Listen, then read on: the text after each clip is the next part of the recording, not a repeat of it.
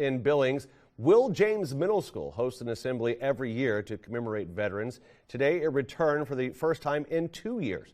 Rin Wadsworth joined the celebration to learn about the long-standing tradition. Vehicles behind me are military grade and built to withstand a war. But today, they're being used to teach school children about the sacrifice and dedication our service members make. Will James has celebrated active military personnel and veterans with a school assembly since September 11, 2001. But the COVID pandemic broke their tradition. This year, the assembly returned with a few new touches. Military personnel shared their experiences and the school choir sang their thanks to service members.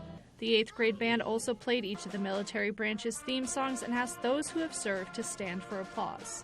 Hunter Jones has been a main organizer of the assembly since its beginning and believes the military and Montana are intertwined, and many students already have a relationship with a past or current service member.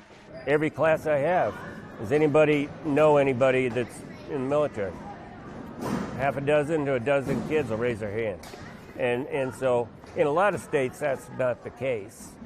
But here in Montana, people are very aware. Jones also believes society's respect for the military has been dropping for years. He says instilling students with a sense of pride is pivotal to boost morale. It's important to show how much people in Montana care for their veterans. And it's such a formative age in middle school. I've spent my whole career in middle school, but they have very active minds. They're very aware of anybody that's in the military that they're familiar with, and it's a way to connect their lives with people that are in the military. The assembly also featured a big surprise for students. The National Guard and Army Reserve brought a Black Hawk helicopter and several Army tanks outside the school for students to explore.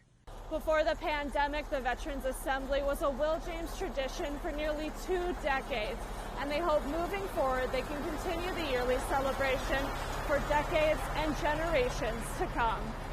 Ren Wadsworth, Nonstop Local.